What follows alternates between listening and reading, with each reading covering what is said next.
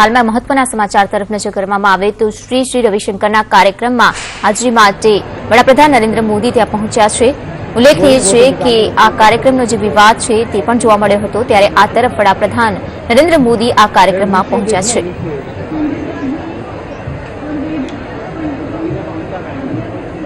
તો શ્રી રવિશંકરના કાર્યક્રમમાં હાજરી માટે પહોંચ્યા છે વડાપ્રધાન નરેન્દ્ર મોદી।